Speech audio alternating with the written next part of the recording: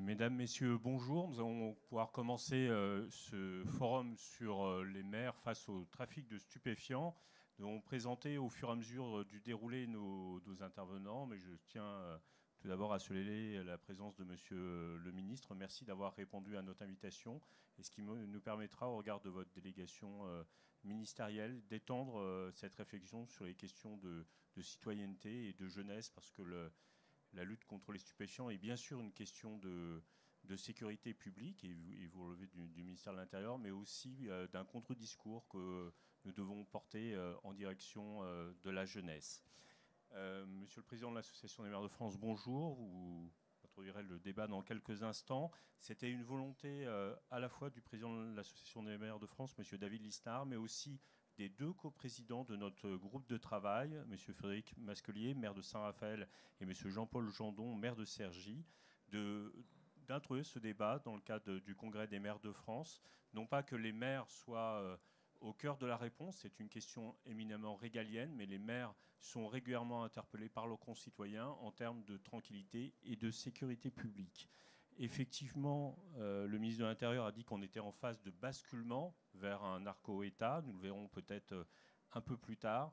Mais tous les maires constatent à la fois l'inondation du marché par les produits stupéfiants, des produits stupéfiants de plus en plus dangereux, avec une avancée forte de la cocaïne, une densité en THC du cannabis qui est extrêmement forte, une baisse spectaculaire du coût aussi des produits stupéfiants. On est passé en 90 d'un gramme de cocaïne à 320 € à 65 grammes aujourd'hui. Ça ne suit pas le prix des autres produits légaux, on va dire. Un niveau de consommation très important en France, une généralisation du trafic, 3000 points de deal en France, plus des nouveaux modes à travers le Uber Sheet de distribution. Une pression aussi, on le verra, qui s'affirme sur tous les acteurs publics, les dockers, les policiers, les magistrats, les élus, les gardiens de prison. Et c'est aussi une ultra-violence à travers un nombre d'homicides considérable et le basculement de jeunes, de plus en plus jeunes, qui pour 1000 €, 2000 € sont prêts à tuer et sont recrutés par les réseaux sociaux. Alors, sans plus tarder, je vais laisser la parole à Monsieur le Président de l'AMF et au coprésident M. Masquelier pour peut-être nous dire un mot sur leur situation locale, comment ils vivent et pourquoi cet atelier a été institué au sein du Congrès. Monsieur le Président. Merci beaucoup de cette introduction très, très précise et pertinente. Je ne vais pas refaire les saluts protocolaires parce que d'abord j'en oublie tout le temps, donc je vexe, mais je veux bien sûr saluer Monsieur le Ministre. Merci de votre présence, Monsieur le Ministre, parmi nous, tous mes collègues maires. Je veux saluer aussi les parlementaires qui ont eu un rôle déterminant pour la prise de conscience de cette problématique. Cher Étienne Blanche, cher M. Durin, merci à vous. Ce rapport parlementaire était très fort au mois de mai dernier et il a conforté les constats que nous pouvons faire sur le terrain. Je vais en dire quelques mots. Je veux saluer bien sûr tous les représentants des autorités civiles et militaires, selon la formule consacrée et ô combien pertinente, police nationale, gendarmerie nationale, également judiciaire. Nous travaillons la mano avec les procureurs de la République et bien sûr mes collègues maires.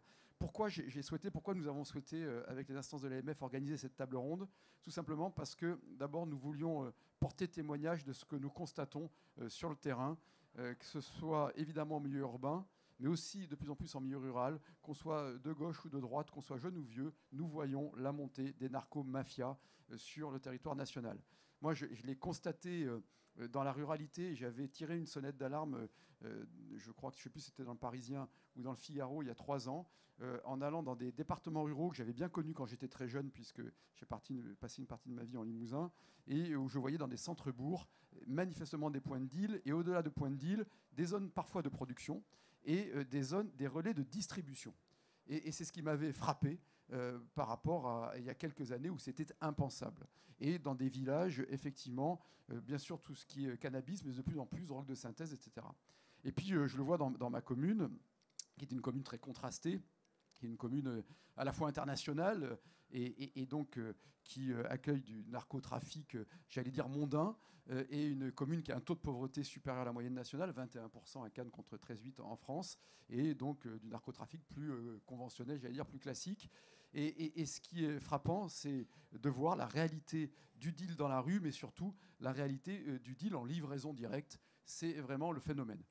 Ce que j'ai constaté aussi, c'est la porosité entre les zones gendarmerie et les zones police. C'est-à-dire parfois des zones de réserve de marchandises en zone gendarmerie et une irrigation des zones plus urbaines depuis, je le vois très bien chez moi, depuis Mougins ou la Roquette-sur-Sienne qui sont en zone gendarmerie, qui est une irrigation des quartiers urbains les plus urbanisés de ma commune.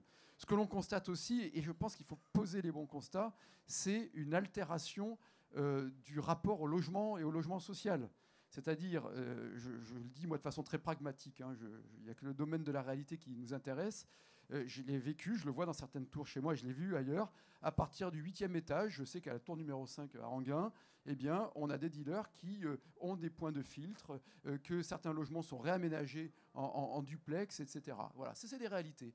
Et que c'est absolument inadmissible et insupportable parce que ça se fait au détriment de beaucoup de nos compatriotes qui attendent un logement social. Ils ne comprennent pas que des personnes qui ont des voitures de location immatriculées en Allemagne de très grosses cylindrées, qui ont du patrimoine immobilier payé on ne sait comment, etc., bloquent l'accès aux logements sociaux à ceux qui le méritent.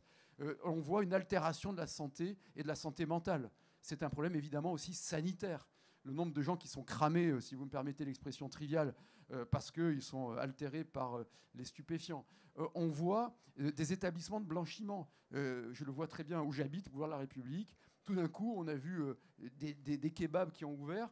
Certains sont de formidables dirigeants de kebab et je vous recommande de les déguster. D'autres n'ont jamais un client mais déclarent des gros chiffres d'affaires. Puis ça a été des pizzerias. Et puis maintenant, c'est des barbiers. Moi, je suis sidéré de voir le nombre de barbiers coiffeurs dont certains sont toujours vides. Alors, attention, la majorité des barbiers, des pizzerias et des kebabs sont des gens très respectables. Mais il y a une réalité de blanchiment qui n'est pas que des réseaux internationaux très subtils via Dubaï, qui est une des plateformes du blanchiment, il faut dire les choses, mais qui est aussi très locale. Et le sentiment d'impuissance à l'égard de ce phénomène qui est à la fois du domaine sécuritaire, mais aussi sanitaire. La montée de nouvelles formes de stupéfiants qui ne sont pas reconnus comme tels, mais qui sont une première marche vers l'accès à la drogue. Je pense au protoxyde d'azote. J'étais une des premières communes qui a pris un arrêté d'inhalation sur la voie publique. C'est un phénomène, mais grandissant. Je le dis devant Monsieur le ministre, mais qu'il le sait parce qu'il est dans la réalité pour le connaître, mais représentant des forces de l'ordre. Le matin, quand vous faites une tournée de nettoiement, vous voyez le nombre de bonbonnes de protoxyde d'azote, ils ne sont pas mis à la chantilly. Voilà, c'est vraiment de l'inhalation et de la consommation, etc.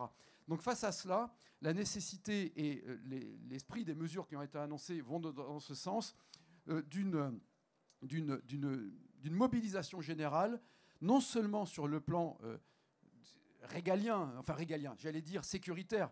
L'État a été inventé pour cela. Donc c'est avant tout une problématique, une compétence, une responsabilité, ça a été parfaitement dit, de l'État. Mais non seulement de faire intervenir les forces de l'ordre, ministère de l'Intérieur, police nationale et gendarmerie, de revoir le code pénal pour qu'il soit adapté à la réalité de la délinquance des mineurs et que les peines elles soient rapides, certes proportionnées, mais rapides et effectives dans la privation de liberté, parce que ça fait partie aussi de l'apprentissage de la vie et de l'autorité de l'État, mais aussi à travers, donc, on l'a compris, le ministère de la Justice, de l'Intérieur, mais aussi le ministère de l'Économie et des Finances. On doit avoir un travail beaucoup plus puissant et fort de lutte contre le blanchiment. Et nous, en tant que maire, enfin moi, en tant que maire, ce que j'aimerais, on va avoir beaucoup de témoignages, c'est que lorsqu'on signale des établissements, on ait un retour, on sache. C'est très important pour nous. Aujourd'hui, on ne l'a pas. J'ai été commerçant, j'avais des contrôles fiscaux, des contrôles URSSAF régulièrement, surtout depuis le jour où j'ai été élu. Je trouve ça tout à fait normal, il n'y a pas de problème, mais j'aimerais qu'il y ait la même âpreté contre des établissements dont on peut imaginer, mais on n'est pas enquêteur, on n'en a pas le droit d'ailleurs, qu'ils soient des établissements de blanchiment. Et puis aussi une action internationale, parce que voilà, il faut regarder les choses en face, même s'il y a de plus en plus de production locale, il faut le dire aussi, mais sur le cannabis, quand on voit les flux qui arrivent du Maroc, les champs de cannabis au Maroc, ce n'est pas que pour l'usage thérapeutique interne. Voilà, il faut dire les choses très clairement. Deuxième élément, je suis frappé par la montée de la cocaïne. Je le vois dans les saisies par les services de police municipale. Il y a des saisies tous les jours en flagrance, puisqu'on ne peut pas aller au-delà. Et on a toujours du cannabis, il y a toujours du shit. Mais désormais, il y a quasiment tout le temps des pochons ou des bonbonnes de cocaïne. Et ça, avant, ce qui était marginal, c'est devenu quasi systématique, mais en quelques années, quoi. C'est assez spectaculaire. Et troisième élément, les drogues de synthèse. Je trouve qu'on est démunis sur les drogues de synthèse. Or, On sait que la cocaïne, donc j'ai parlé du Maroc pour le cannabis, la cocaïne, elle rentre par la Guyane française. Moi, je l'ai vu sur le Maroni, quand la gendarmerie ne pouvait pas être toujours sur le fleuve, tout d'un coup, les pirogues motorisées qui traversent le Maroni et qui amènent tous les produits de contrebande, y compris la cocaïne, qui rentrent sur le territoire national. C'est vrai aux Antilles françaises. C'est peut-être d'ailleurs une des causes de la violence actuelle dans les Antilles françaises. Je termine. Je pense aussi aux drogues de synthèse. Et il me semble qu'il y a des flux de drogues de synthèse qui viennent du Benelux en particulier, et qu'il faudrait qu'on arrive à être mieux équipés localement contre ces drogues de synthèse qui sont vraiment extrêmement dangereuses sur le plan sanitaire. Donc, altération des comportements, altération de la santé mentale, altération de l'économie, parce que ça fausse tout le rapport au travail. Quand des gamins prennent des centaines d'euros, je ne vais pas utiliser les termes qu'on utilise entre nous, mais pour guetter, on va dire, ou signaler, qu'on ait des moyens, nous, de mairie, pour peut-être expulser des dealers avérés et confirmés des logements sociaux, parce que c'est absolument incompréhensible pour la population qu'on les regarde faire leur business et pourrir un quartier, et puis qu'on puisse mieux intervenir. Et localement, je pense que nous, maires, on a un rôle à jouer avec les services de l'État contre le blanchiment et contre le détournement des locaux commerciaux à des fins de blanchiment. En tout cas, merci à vous de mobilisation. On est très nombreux aujourd'hui. J'étais sûr que ce thème intéresserait. Depuis, l'actualité, malheureusement, nous a rejoints. Malheureusement et heureusement, puisqu'il y a un plan d'action annoncé par le gouvernement, et c'est ce que l'on va évoquer maintenant. Et merci à vous tous de votre présence, de votre participation, de vos témoignages, des témoignages de maires de toute couleur politique. Aujourd'hui, nous sommes rassemblés et réunis pour dire qu'il faut s'attaquer à ce fléau de narco-mafia sur le territoire national. Merci beaucoup. Merci, Monsieur le Président. Alors, ce forum se déroulera en 3 séquences. La première partira du diagnostic, où on recueillera le témoignage des 2 sénateurs qui ont rédigé le rapport qui a donné corps à ce débat. Après, une deuxième séquence où nous donnerons la parole à 3 maires qui correspondent à des caractéristiques géographiques différentes, littorales, franciliennes et ultramarines. Et on aura une 3e séquence qui sera sur la réponse de l'État à travers témoignages de procureur de la République, forces de sécurité intérieure et un éclairage universitaire. Avant de commencer ces 3 séquences, M. Masculier, coprésident de la commission sécurité de l'AMF, va nous dire un petit mot sur qu'est-ce qui a entraîné à la fois l'instauration de ce débat au sein de ce congrès et puis aussi témoigner de sa situation locale. Merci beaucoup, Monsieur le Ministre. Merci d'être parmi nous pour toute cette matinée, pour échanger. Monsieur le Président, également de votre présence. C'est un honneur. C'est un thème que vous avez souhaité, ceci depuis de nombreux mois. Ce n'est pas seulement rattaché à l'actualité, dans la mesure où nous sommes aussi très modestes par rapport à ce phénomène qui nous échappe, ce phénomène qui est nouveau. Je crois que c'est la première fois que dans un congrès des maires, on évoque le narcotrafic. Alors, vous avez des documentaires, vous avez des reportages TV, vous avez des séries aussi qui interpellent énormément sur ce sujet. Pour ma part, il y en a un récemment sur le port d'Anvers. Je ne sais pas si vous l'avez vu, un certain nombre d'entre vous, qui expliquait effectivement comment toute la société pouvait se retrouver touchée par rapport à ce trafic. L'extrême violence, bien entendu, et l'actualité le montre, mais également des phénomènes de corruption, dans la mesure où vous avez énormément d'argent avec le narcotrafic, et c'est une des problématiques d'avoir autant d'argent qui permet aux narcotrafiquants aussi d'acheter un certain nombre d'échelons de la société, de s'acheter en quelque sorte aussi une impunité avec la violence, les menaces, dans la mesure où vous aviez, c'était des agents portuaires qui avaient refusé d'être corrompus, mais vous aviez leur famille qui était directement menacée. Et puis vous aviez également le procès, dans la mesure où vous aviez une tête de réseau qui avait été arrêtée, et vous avez le ministre de la Justice belge et sa famille qui ont été protégés. Et nous avons également l'exemple italien, on aura l'occasion de l'évoquer, c'est pour ça qu'on a demandé aussi à une chercheuse d'être parmi nous pour nous expliquer, monsieur les parlementaires aussi, puisque vous avez beaucoup travaillé sur ce sujet, si nous avons une action forte, qu'est-ce que ça implique? Dans la mesure où en Italie, on l'a vu, la destruction d'une économie de type mafieuse amène aussi à des menaces sur des policiers, sur des magistrats, à des exécutions, même dans un certain nombre de cas. Et donc, c'est-à-dire que notre société se retrouverait aussi entièrement bouleversée par rapport à la lutte nécessaire. Alors, bien entendu, en tant que maire, nous n'avons que des moyens qui sont limités. C'est notamment à travers nos polices municipales. Et je fais un peu de teasing, puisque cet après-midi, nous aurons une table ronde consacrée à la question de l'évolution des missions de la police municipale. Et c'est important aussi de savoir quel est notre rôle avec les moyens dont nous disposons. Le maire dispose de beaucoup d'informations, de renseignements, et nous collaborons et nous coopérons aujourd'hui avec les services judiciaires ou encore avec les services de police et de gendarmerie. Ça, c'est notre quotidien. Et donc, nous avons souhaité cette table ronde afin de pouvoir définir, de réfléchir sur ce que doit être notre place, ce que nous devons faire, ce que nous ne devons pas faire aussi, et sur ce que nous pouvons faire. Donc, c'est pour ça que nous sommes particulièrement heureux avec Jean-Paul Jandon d'organiser cette table ronde. Et je cède immédiatement la parole parce que c'est avec beaucoup d'intérêt. Donc, on va s'enrichir de votre expérience à chacun d'entre vous. Merci. Merci, Monsieur le Président. Alors nous allons maintenant avoir une vision un peu macro, parler de cette grosse entreprise avec un chiffre d'affaires entre 3,5 milliards et 6 milliards qui emploie 240 000 personnes. Je parlais du trafic de stupéfiants plus que d'EDF pour avoir une référence. Et je vais céder la parole donc au président et au rapporteur de la commission d'enquête sur l'impact du narcotrafic en France, le sénateur Jérôme Durain et Étienne Blanc. Et je vais vous poser à tous les deux questions. La première...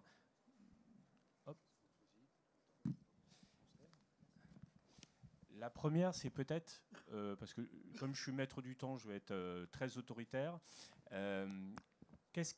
Peut-être en 3 éléments, qu'est-ce que vous avez retenu à titre personnel du diagnostic? Après, on verra sur les solutions, mais peut-être 2-3 éléments du diagnostic que vous avez pu établir à travers votre rapport parlementaire. Très bien, merci. Et c'est un dossier, évidemment, on n'a pas découvert le problème du narcotrafic en France, mais ce qui nous a frappé, c'est l'ampleur. Et pour répondre très clairement à votre question, les signes les plus marquants, ça a été quoi? D'abord, c'est le chiffre d'affaires. Entre 3,5 milliards et 6 milliards. On peut difficilement l'arrêter précisément, vous comprendrez pourquoi. Mais un élément de comparaison, le budget du ministère de la Justice, il est à 7,5 milliards. Et si le chiffre d'affaires, il est à 6,5 milliards, voilà ce que ça veut dire, avec la rémunération de la pénitentiaire, des magistrats administratifs ou judiciaires. Donc, c'est la première chose qui nous a frappé. La deuxième chose qui nous a frappé, vous l'avez dit, c'est le chiffre de 240 000. C'est une entreprise absolument considérable. Alors, des gens qui travaillent totalement ou partiellement au service du narcotrafic. Ça veut dire aussi que si vous supprimez leur job, il y a des conséquences qui sont des conséquences extrêmement importantes, notamment dans des quartiers sensibles. C'est une question qui mérite d'être posée. Et puis, la troisième chose qui nous a impressionnés, c'est que sur ces 6,5 milliards, on saisit 100 millions. Et 100 millions, c'est la totalité de la criminalité organisée. Ce n'est pas seulement le narcotrafic. Ça veut dire que ce que l'on saisit, c'est epsilon. Et on saisit au terme de procédures extrêmement lourdes, extrêmement compliquées. Voilà, moi, ce sont les 3 chiffres qui m'ont le plus impressionné dans nos travaux. Monsieur le Président. Premier point, c'est l'argent. L'argent, parce qu'on voit bien que c'est un business, le narcotrafic, et que cette seule motivation anime les criminels du haut du spectre, des patrons, jusqu'aux petites mains du trafic, et que maintenant la prison n'est plus une entrave. Vous avez entendu la formule 1000 fois.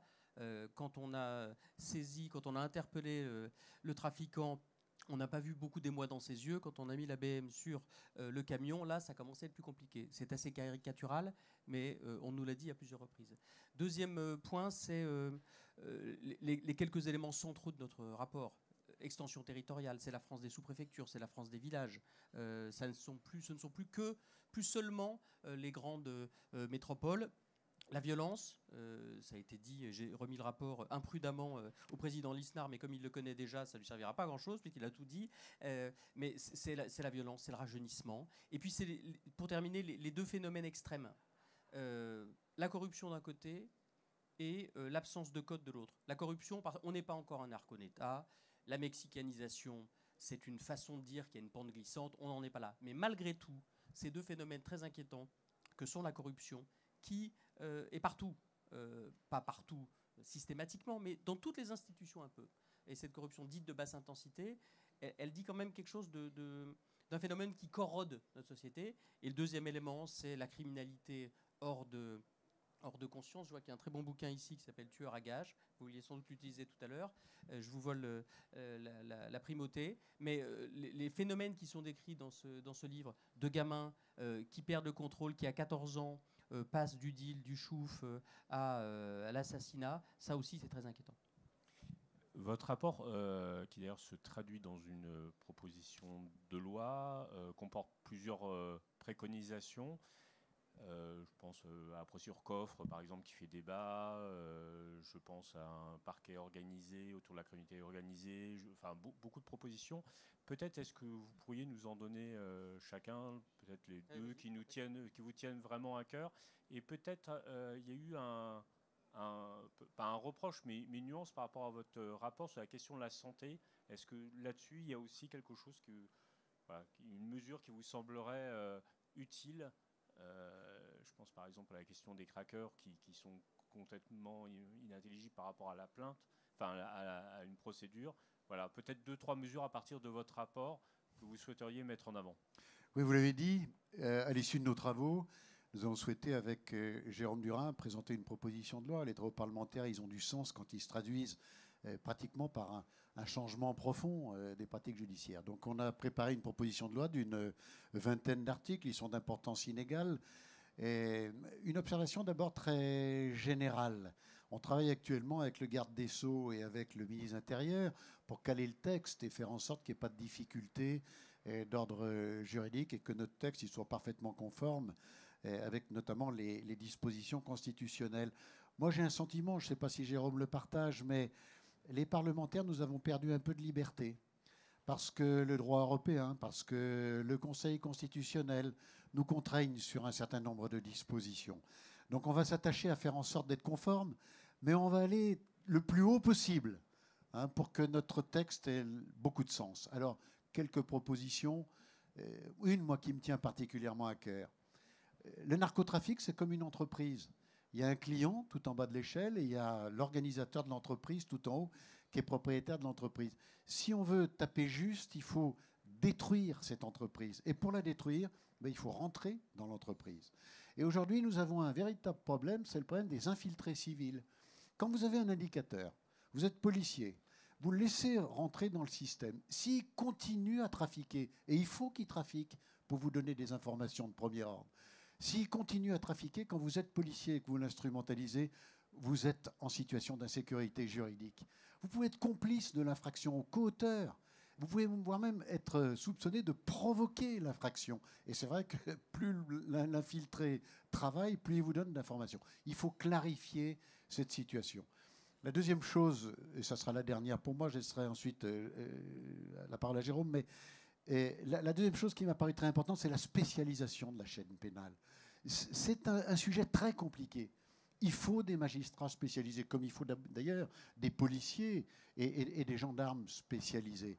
Un exemple tout simple. Dans une cour d'assises, quand vous avez des jurés, aujourd'hui, nos jurés, ils sont menacés. C'est-à-dire que vous avez des jurés qui jugent sous contrainte. Là, il faut des magistrats spécialisés, une cour d'assises spécialisée. Il n'y aura pas de jurés. Il y aura des magistrats professionnels. Eux, ils ont l'habitude, ils savent faire. Et c'est une spécialisation complète de la chaîne pénale, du sommet, de la justice, mais aussi dans les forces de police et de gendarmerie, une spécialisation qui permet de mieux comprendre le système et de mieux lutter contre. Merci, monsieur le sénateur. Monsieur le sénateur Durin. Oui, peut-être une remarque liminaire sur ce travail transpartisan. Il n'est pas surprenant que ce soit un travail sénatorial, et je crois qu'on a là le meilleur du travail sénatorial. Il faut le dire aussi au passage, parce qu'il y a ici un homme de droite, un homme de gauche. Quand vous lisez le rapport, je ne sais pas si vous arrivez à savoir lequel est qui, parce que deux bons sénateurs. Parce que, au fond, la question du narcotrafic, c'est un peu la grenouille dans la marmite d'eau. Au début, c'est froid, c'est tiède, et à la fin, c'est en train de bouillir, c'est trop tard. La société, elle se retrouve face au narcotrafic, face à un phénomène que personne n'a vu venir ou dont personne n'a pris la mesure réelle. Et aujourd'hui, moi, le sujet central, je pense qu'on a affaire à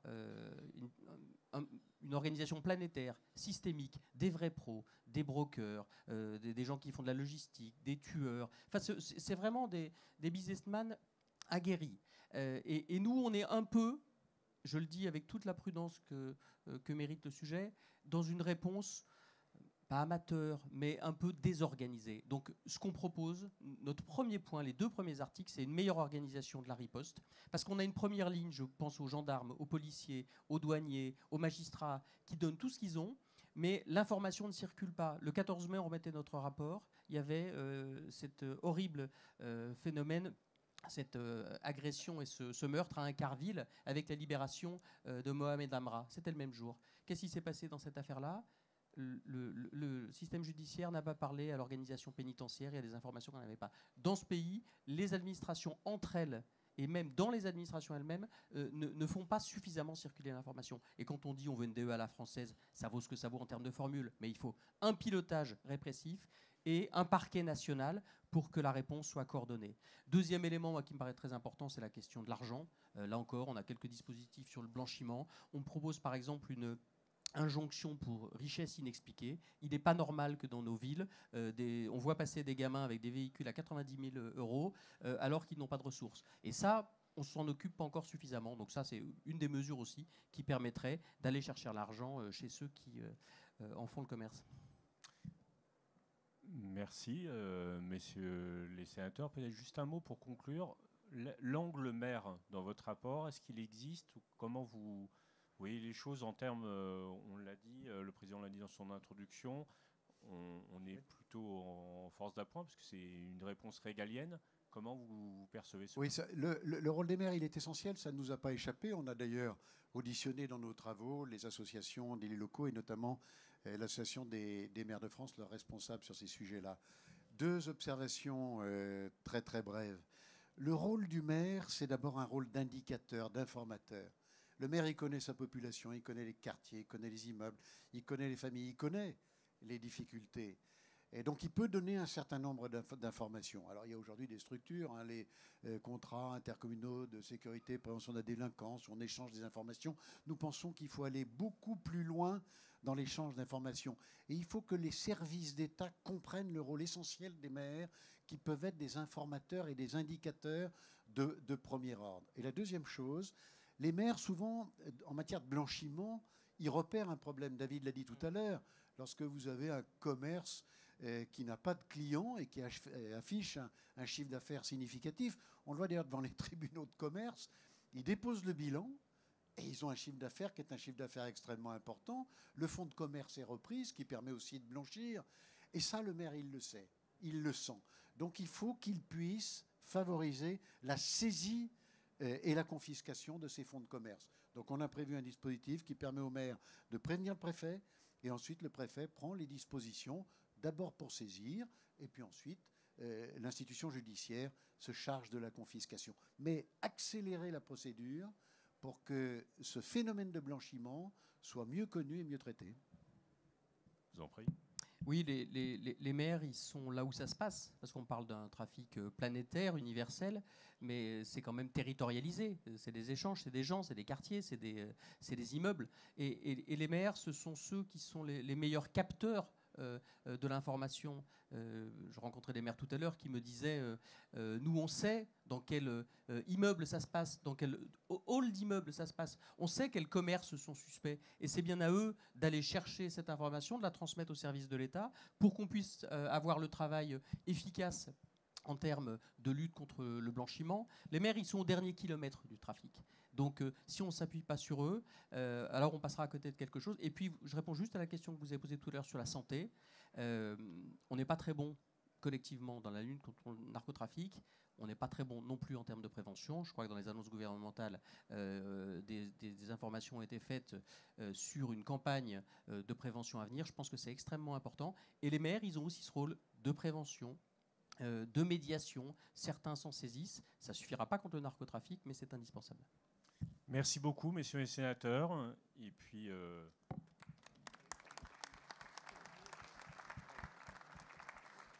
on souhaite que votre proposition de loi prospère et que, dans la continuité de cette proposition de loi, il y ait une commission d'évaluation de la loi, parce que c'est vrai que l'évaluation des politiques publiques en France, c'est un parent pauvre. Donc, si on peut continuer. Alors, la deuxième séquence va donner la parole à 3 maires dans la diversité de nos territoires, parce que l'Association des maires de France, c'est justement la diversité des territoires. Et nous avons donc convié 3 maires, Monsieur Édouard Matt, maire d'Aigli, dans l'Essonne, qui représente un territoire francilien, Monsieur José Mirande, maire du Marin pour les régions ultramarines, et Monsieur Jean-Paul Vermeau, maire de Morlaix. Monsieur le maire de Morlaix, tout d'abord, vous pouvez venir tous les 3, hein, je pense que... Voilà. Hop. Ça sera plus simple. Alors, j'avais une première question peut-être pour chacun d'entre vous, c'est très brièvement, comment vous ressentez, vous, localement, le trafic? Qu'est-ce que vous voyez venir depuis 2 ans et quelles sont vos relations avec les différentes autorités, police, gendarmerie, parquet, pour justement essayer de lutter contre ce trafic de stupéfiants? Monsieur le maire. Allez, on commence par le Nord Finistère avec Morlaix, ville moyenne de 15 000 habitants dans un territoire rural entouré de bourgs et de villages. Confronté depuis quelques années, même en fin de mandat précédent, à une très forte augmentation du volume de narcotrafic, avec dernièrement des éléments plus particulièrement marquants.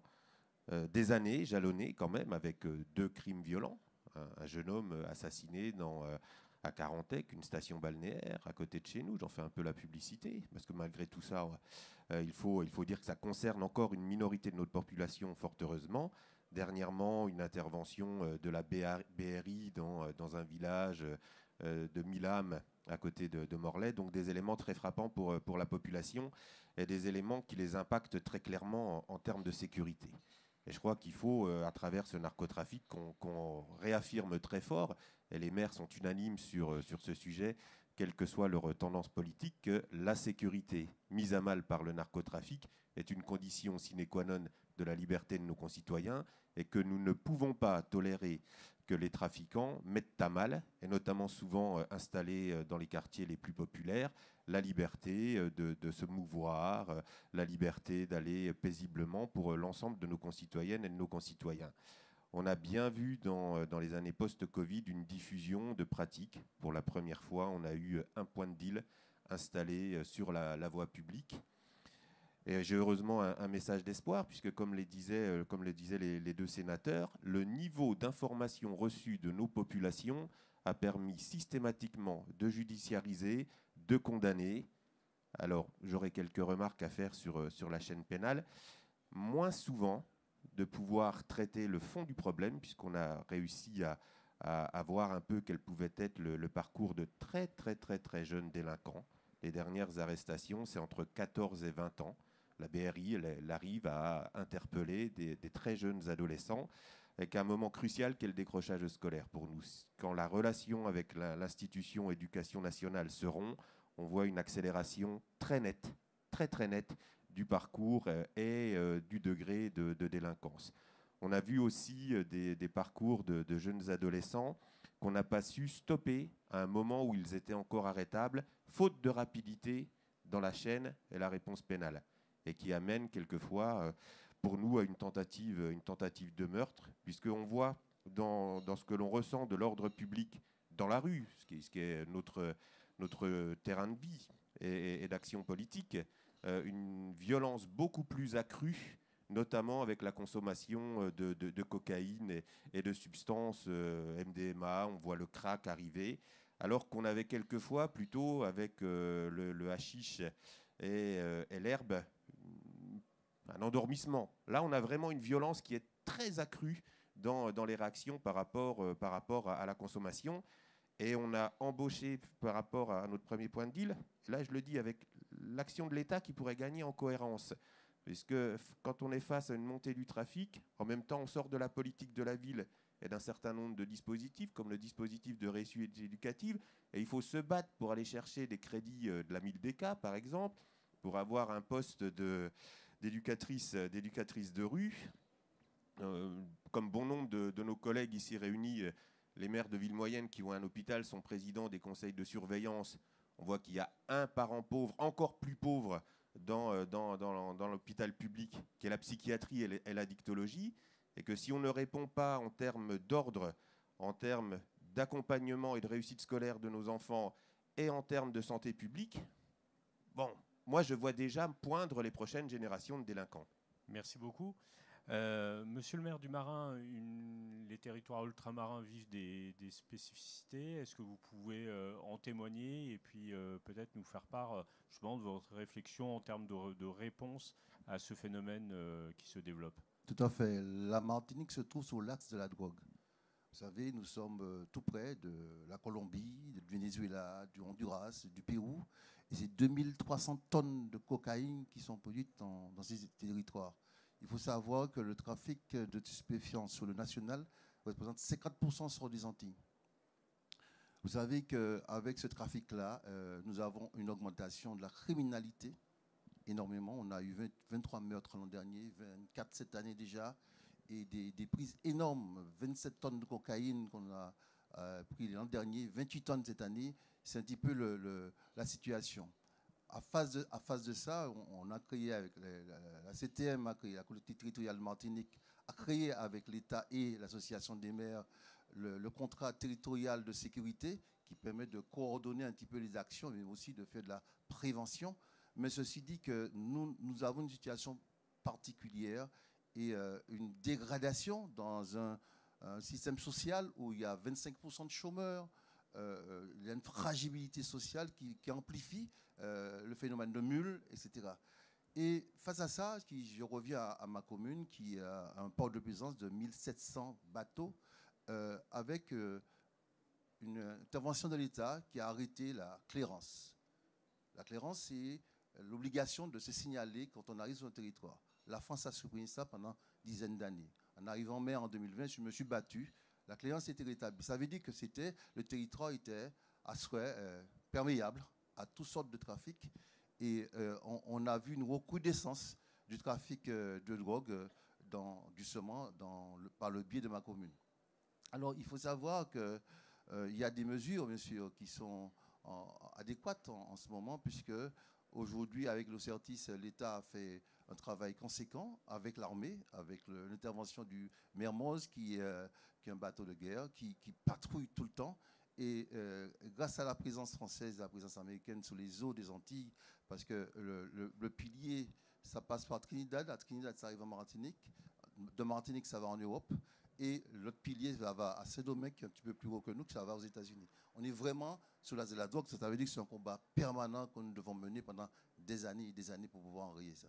Merci, monsieur le maire. Alors, un maire de la région francilienne, Édouard Memat, est maire d'Aigli, et le trafic arrive aussi par les aéroports, et donc la région francilienne est aussi particulièrement touchée avec ses spécificités. Pardon, j'ai du mal ce matin.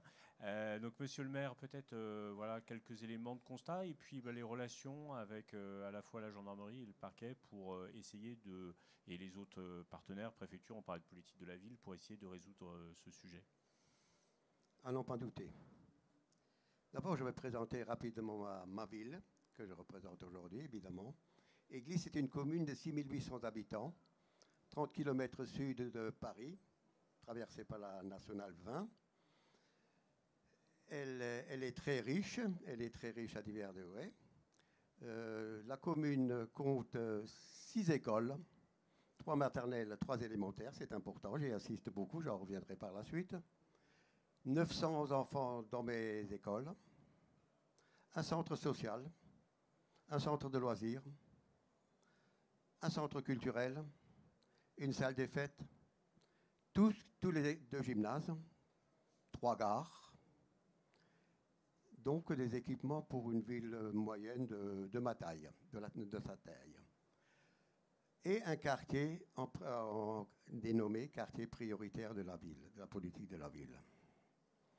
Donc, en quelques mots, je vais vous faire un point de situation modeste et surtout mes espoirs, mes espérances dans cette lutte qui n'échappe pas contre ce fléau qu'est le marché des trafiquants de notre commune. Pour ce faire, je me repose sur 3 axes que je considère comme fondamentaux. D'abord sur les autorités républicaines du département, l'école, l'éducation de base de nos enfants et le rôle du maire. Avec les autorités républicaines que représente Madame la préfète, Monsieur le préfet à l'égalité des chances, Monsieur le sous-préfet de Palaiseau, Monsieur le commandant de compagnie de la compagnie de gendarmerie de Palaiseau et la brigade territoriale de gendarmerie d'Aigli, parce que nous avons une gendarmerie sur notre territoire. Pour illustrer mes propos,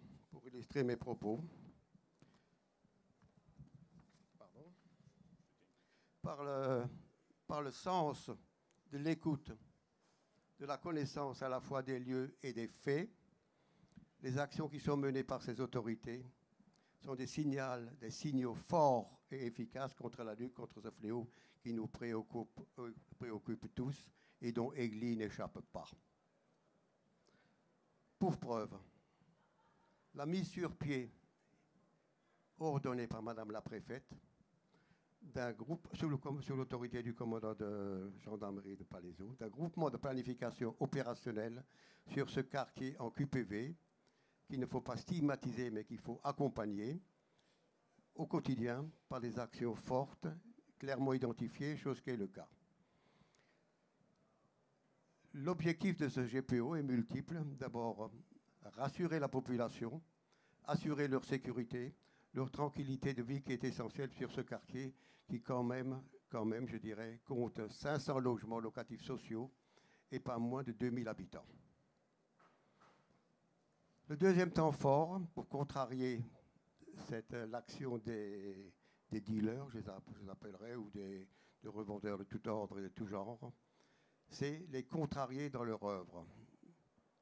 Nous ne pourrons pas les anéantir, je dirais, ou les capturer tous, mais la délinquance se déplace.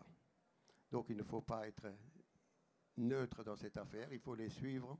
Et pour ça, un maître mot, occuper le terrain et encore une fois le terrain.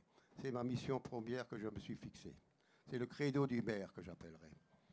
Dans un deuxième temps, un autre dispositif a été mis en place, toujours sous l'autorité des autorités, des responsables. C'est Blue Storm. C'est une opération qui consiste à investir, à boucler ce quartier en QPV, sous l'autorité toujours du commandant d'unité de la gendarmerie de Palaiseau, qui consiste à boucler donc ce quartier, contrôle des accès aussi bien en entrée qu'en sortie, contrôle d'identité des personnes si nécessaire, et seulement si nécessaire. On investit les cages d'escalier, les caves, tout le domaine public est fouillé et nous avons des résultats spectaculaires, probants, qui montrent que nous sommes sur la bonne voie. Mon deuxième axe, c'est l'école. L'école, pour moi, c'est prioritaire. C'est prioritaire et depuis des années, je me bats. Et non seulement je me bats, mais je mets en œuvre une politique sociale, éducative sur les écoles. J'y suis en permanence avec mes élus. Plus trop long. Oui, un petit peu, Edouard. J'ai encore beaucoup de choses à vous dire, mais je vais essayer de réduire. Oui, donc les écoles, pour moi, c'est fondamental. Alors, je vais passer au troisième axe. C'est celui du maire. Alors là, ça va être encore plus long. Ah non, Edouard, il faut faire court. Il faut faire. Le maire a une action prioritaire et primordiale que j'assume pleinement avec beaucoup de plaisir et d'efficacité avec l'aide des autorités que je viens de citer. Le maire, c'est le quotidien, c'est la porte d'entrée de toute réclamation et je remercie messieurs les sénateurs qui avons parlé du rôle du maire. Il est primordial et je le défends avec beaucoup de vigueur. Et je suis sûr que je suis l'interprète de tous mes collègues maires ici présents. J'agis à travers plusieurs axes. Le premier, c'est le CCAS, le Centre communal d'action sociale, où les demandes sont pressantes, quotidiennes, à travers plusieurs axes. Le premier, le logement. Malgré que Aigli compte 27,13% de logements locatifs sociaux, nous en manquons encore et toujours. J'ai des piles d'attente énormes. Donc, à travers l'emploi, chaque fois que possible, je prends comme agents municipaux des personnes issues de ce QPV. À travers mon centre social, je l'ai dit, à travers mon accueil de loisirs, accueil ma jeunesse, tout et surtout une action quotidienne de la part des élus, du maire que je suis, et j'en tire une grande satisfaction. Avant de passer la parole peut-être à monsieur Touzé, le maire voudrait donner un coup de gueule. Je suis là pour ça aussi. Arrêtons de stigmatiser les maires que nous sommes. Nous sommes la porte d'entrée et le seul garant de la démocratie à ce jour. À notre place, à notre rôle. Et un coup de cœur, être maire, ce n'est pas un métier, c'est une passion. Alors ne tuons pas cette passion. Merci.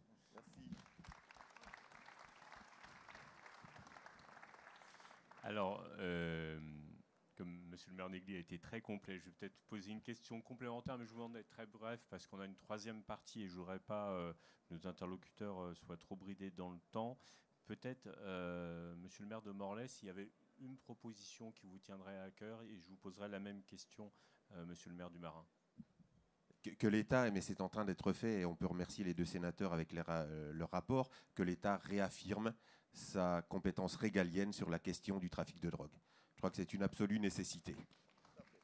Puisqu'on se retrouve parfois même directement mis en cause à l'heure actuelle, et c'est assez récent. J'en discutais avec mon collègue le maire de Brest, qui est la métropole voisine. Il l'a dit et il l'affirmait dans la presse, encore il y a quelque temps, quand on était confronté à des problèmes de sécurité, on disait « mais que fait l'État, que fait la police ou la gendarmerie ?» À l'heure actuelle, on est systématiquement confronté à la même remarque. « Qu'est-ce que vous faites, monsieur le maire ?» Mais faisons très attention. Parce que si un désir de la population serait que l'on évolue vers un côté un peu shérif en capacité de résoudre tous les problèmes de sécurité, on voit très bien qu'il y a dans la police une compétence extrêmement particulière, extrêmement forte, et que nous ne pouvons pas l'acquérir. On a des questions quand même à résoudre. On nous a remis aux maires et aux adjoints une carte d'officier de police judiciaire, une formation accélérée d'1h30 à 2h. Mon Dieu, qu'est-ce qu'on en fait de tout ça ? Comment les parlementaires, le gouvernement peut dire à quel moment le maire est appelé dans la chaîne pénale, et surtout vraiment réaffirmer que, et mes collègues l'ont très bien fait, hein, on ne pourra pas résoudre le problème du narcotrafic avec la seule réponse police-justice. C'est quoi le consommateur ? Un malade ou un délinquant ? Moi, je plaide pour une solution qui mixe un peu les deux. Mais si on ne traite pas profondément la question de la santé publique, on ne résoudra pas la question d'ordre public. Et véritablement, hein, une action prépondérante sur la jeunesse. Les institutions fonctionnent, elles déclenchent de bonnes idées. À l'issue du CISPD, Morlaix Communauté, que je préside également, a décidé de monter une action en lien avec la police de sensibilisation solide, hein, corsée, à ce qu'est la consommation de drogue et les risques qu'on en prend, la mort, les dérives psychiatriques, la délinquance, dans tous les collèges de Morlaix Communauté qui se trouvent dans le Finistère. Hein. J'ai vu que j'avais été annexé par les Côtes d'Armor. Faites attention, l'identité bretonne étant relativement forte dans nos pays, je réaffirme l'appartenance de Morlaix au Finistère. Mais en tout cas, si l'État réaffirme sa compétence, si l'État se pose sur les différents champs, accompagnement social, éducation, santé publique et évidemment, ordre public, il n'y a pas un mort, un maire. Il n'y a pas un maire, quelle que soit sa tendance politique, qui n'est pas sensible à la question de l'ordre public. Et puis dire aussi, remercier quand même, les collègues ne disent pas quelque chose, nous on en a moult témoignages. Pensez pour le maire de Plouégat-Guérand qui se fait agresser, frapper, mordre par un consommateur de drogue qui s'était installé sur le toit de la mairie. Donc, quand on dit qu'il y a des barrières qui tombent, il faut réaffirmer un ordre puissant. Mon collègue maire de Plourin qui se fait agresser physiquement. Parce qu'on parle des addictions, on ne parle pas de l'alcool. Peut-être qu'on y reviendra. Non, le plus gros des problèmes, ça reste l'alcool. Et le dernier point, on est confronté à une violence, même quelquefois très directement. Confrontation personnelle avec un jeune trafiquant de drogue. Je suis le maire, autorité qui était encore un peu respectée, et je vais parler de la renotabilisation des fonctions d'élus. Parce que la réponse, elle a été immédiate. Je vais te cramer, toi, tes enfants, ta maison et ta mairie. Et je pense qu'on a un travail de fond à renotabiliser les maires, et ça passe aussi par un discours qui doit se construire sur... On a parlé de passion, il y a aussi derrière la passion un professionnalisme de plus en plus accru qui nous fatigue, mais je crois qu'il faut absolument renotabiliser les fonctions d'élus. Elles font partie de cette question globale de la sécurité. Merci à vous, monsieur le maire du Marin. Peut-être en un mot, une proposition, notamment par rapport à votre situation géographique singulière. Et puis j'appelle tout de suite peut-être le colonel François Devigny et Frédéric Douady des UPN 95 à venir nous rejoindre parce que le temps est compté. Tout à fait, c'est le renforcement d'abord du CLSPD dans l'ensemble des communes du territoire. Et je pense qu'il est possible de créer un centre régional d'intelligence maritime dédié au narcotrafic avec l'ensemble des pays de la Caraïbe. Ça permettrait une meilleure coordination, mais aussi des meilleures interventions et quels moyens d'action qu'on pourrait mettre en commun. Voilà. Merci beaucoup, messieurs les maires. Non, Edouard, on n'a plus le temps, Edouard. C'est vous. On va le faire à 4. Brièvement, alors. Alors, nous allons commencer la troisième séquence qui porte sur la structuration de la réponse de l'État. Dans un premier temps, on va parler des forces de sécurité intérieure, police et gendarmerie. Après, nous aurons dans cette séquence, et c'est pour ça que je vous demande qu'on soit le plus rythmé possible, un temps parquet et aussi un temps recherche